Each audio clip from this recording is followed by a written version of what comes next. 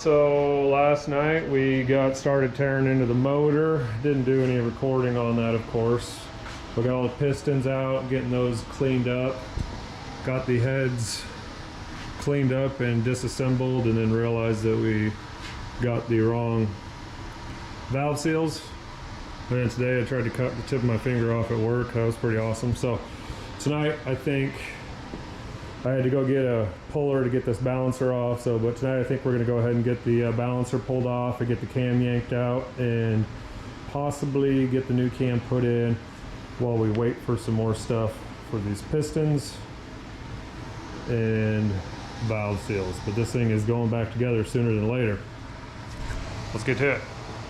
What's up, guys? Welcome back to the shop. So tonight we are hammering away on Twin Snail Mail because this thing has got to be on the Power Tour 2024. So our goal tonight is we're going to start working on the motor.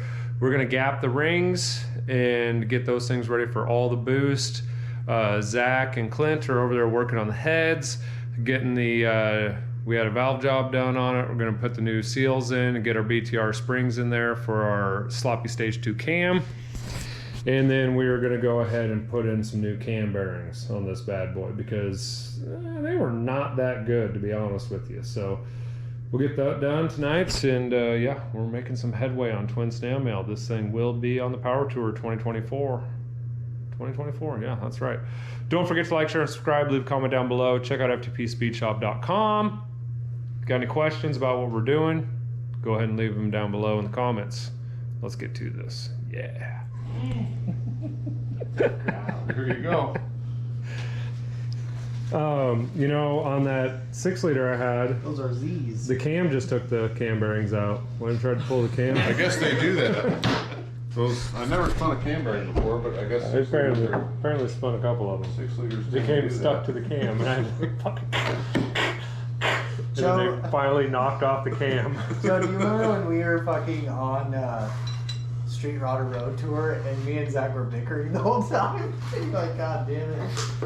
Like you guys were okay. And that was really my first little window into your relationship that you guys have. You guys were okay. That's a nice way to say that. Zach was snoring so bad one night, I threw a pillow really hard. And it woke him up, and then he was mad at me the whole next day. Oh, it was so funny. Yeah, you don't fucking wake the bear up in his sleep. Yeah, I know. He was real mad. When we were on the fishing trip, he recorded me snoring, so the next night I recorded him snoring and played it at breakfast. He was not very happy about it. Now here's where we're at now. We're telling these kinds of stories. Definitely, all of my work that I did on Power Tour was done to the soundtrack of you snoring. I would be sitting at the desk punching away on my computer at 6 in the morning with like across the room. You should definitely probably look into one of those machines. Oh, the fighter pilot mask? Yeah, get yourself a CPAP. So you can breathe. I have decided that I would rather die of suffocation in my sleep than wear one of those masks. Yes. Yeah, I've heard it gives you Absolutely. like. I've heard it gives you like bubble Pneumonia. gut or something from all the air. What is that? That's like, terrible. I don't think that's what it gives you. There's something called CPAP gut or something. Get that bearing out of there. Now we're making Zach mad. He's fine. If it makes you feel any better, my wife wakes me up like once a night because I'm snoring and keeping her awake. So That's bullshit. it happens to all of us. I don't have any It down, problems. so she's extra. As far as I know, I don't snore at all. As far as you know.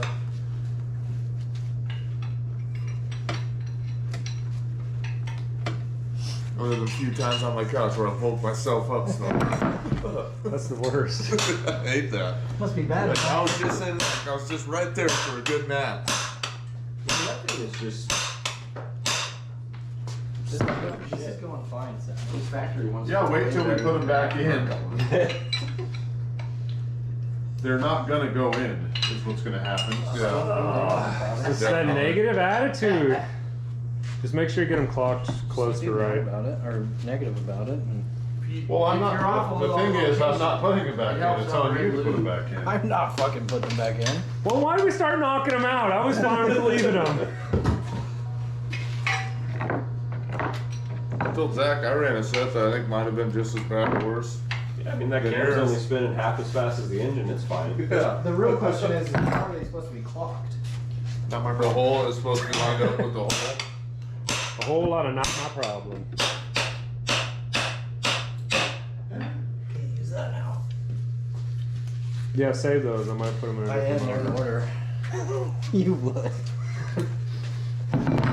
See if they fit that 6-liter that spun all of them. What is this? What is the That's story? a Gen 3, this is a Gen 4. What's the story on why they're different sizes? This is the Gen 4? Yeah. That's correct. Okay, those are in order, Clint. Oh, no. That one's a bit of a problem. Tool away, you got to put new ones in. Oh, Yeah, I didn't put it away. I just fucking had it down. cocksucker I think that's crap. number one. But the rest of these? No, Fuck, they're we gotta run them. So Zach, how do we do this now? That's not my problem. You gotta figure this out. Oh, dude, come on, man. Right there in that Have you Durabond ever box. learned anything? Like, what's the best lesson you've ever learned? Okay, well, first of all, we're not going to learn on this motor, all right? Let's have somebody that's done it before do it. I'll learn it on the next So, motor. right here, You know, my wife's goes right motor the goes first out in time her daily you do it. driver. I'll learn it on that What's one. that this say? cam bearing can go in the number 1 or 5 spot. That cam bearing number can go in 2 or 4, and that one can go in 3 only. See, Durabond and construction is something Built to completely last. different. And so if you take it out and you look at it, built to last, Duralast. Should have a number. At AutoZone. God, those look nice. 25-1. How nice do they look, Spike? So 1 or 5. These look a little better. I think they're junk. stellar. See if it fits your tool. It does. I'm just afraid that all the magic was in the If old you break camper. them, I'll buy the next set. And then I get a sticker on it. I don't think you break them. You just shear them. Yeah, you just mar them all up and And then just try and Like the edge If you where the feel in tool- here? yeah, just Hey, beat the hell out of hey, them. if you feel in here, bud? In There's fact, a little at cutout, for your oil at valley that whole shop I thing? used Yeah. to work at, we had a Is there just separate one? tool for Yeah, removing there's them and for as far as all I installing. feel, it's just the one. Because cut out over eventually here. you start, Yeah, so you just Just have line Line up, up the- well, I think there was 2 holes in it, line up one of the holes with that. yeah. Yeah, they were all lined up. leeway there. Yeah. All right, Spike, it's up to you Hey. to clock it because you've done all the research on cam bearing orientation. It's getting a and lot of good butt shots. all that I was gonna stuff. say, is that thing recording? Save Seen a that. lot, Save seen a that. lot of ass. Saving that shit for later. Once you guys go home. Through. You guys want to get out of here? I'm gonna Daddy's play got this. some work to do. I'm not gonna decide how it's clocked Okay, because well, that's can a we topic fucking- of great Can we move this debate. out a little bit? So that I can have this thing into this? No, just here. Okay? Oh man, I'm gonna have to reset the camera. Just Oh yeah, he's really working for the camera. yeah. Is that thing fucking recording? I see a little red light.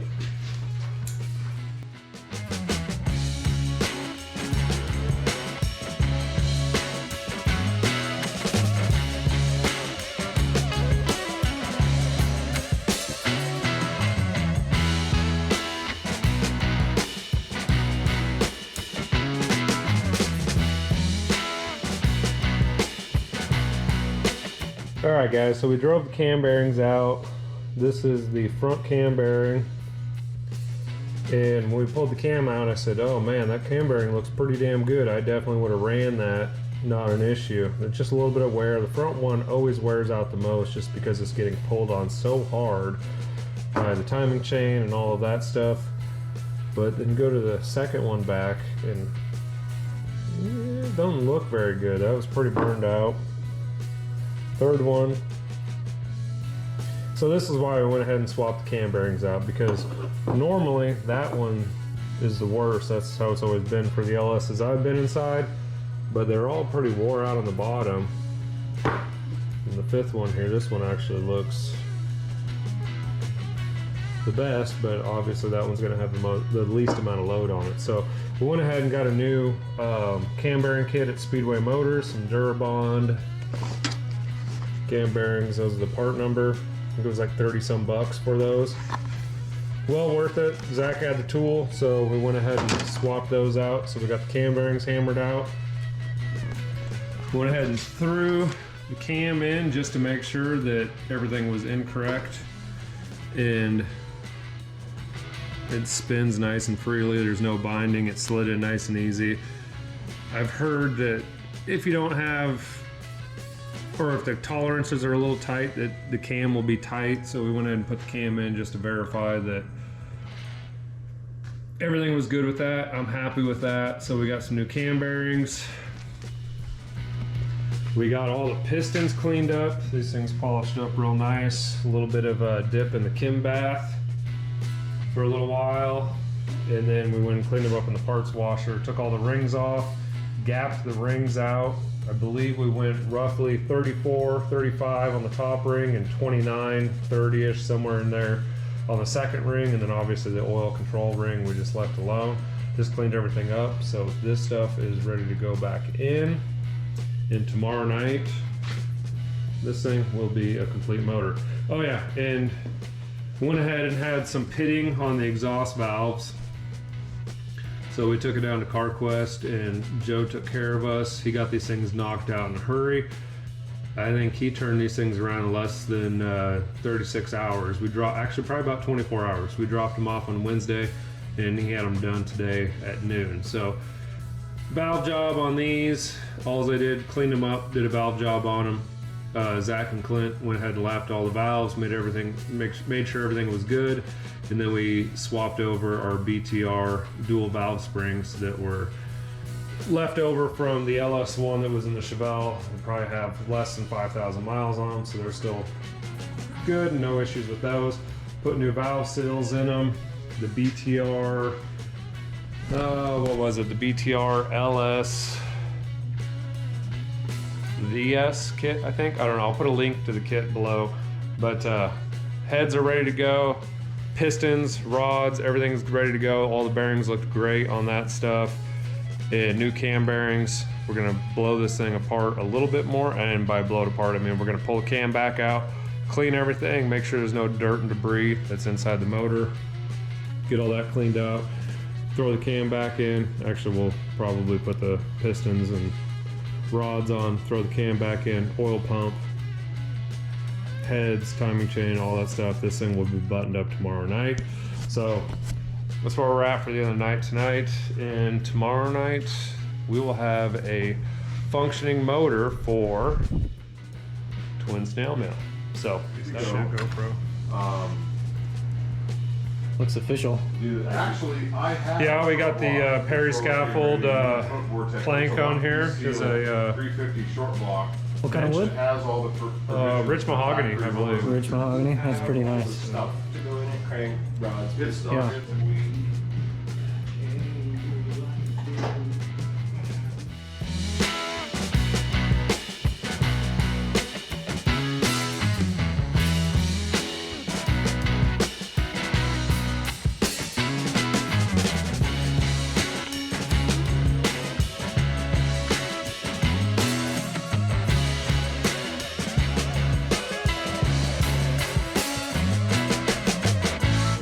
Getting the 4.8 liter ready for Twin Snail Mail. Pulled it apart, gapped the rings for some boost. Got small bore LS9 style head gaskets, and we opted to give these China, let's see, what are they, Speedmaster head bolts a try. They were a fraction of the price. I mean, they were like over 60-70% cheaper than ARP. So we're gonna go ahead and give these a whirl. The first thing right off the bat, it's rather annoying with these. We do have an Allen head for the bigger 11mm bolts, but the small ones don't, like the ARPs do. So they're kind of a pain in the ass to put on if you already had the heads on. So we had to pull the heads off to get those finger tight down in there all the way. Second of all, there's no instructions that come in the box. A little bit of oil there on the gasket. Second thing, there's no instructions that come with these in the box as far as for torquing procedures and any of that stuff. So I got on Speedway's website where I got these from, and it said torque the M11 bolts into 3 passes up to 70 foot-pounds, and then 25 foot-pounds for the small bolts up top. So just I pulled up an old ARP sheet that we had from the Chevelle's motor, and just kind of, you know, obviously it's got the torque sequence of how to torque them, which is basically just kind of a zigzag back and forth. And it was the 25, 50, and 80, so they're not quite as high a torque as these ARP fasteners.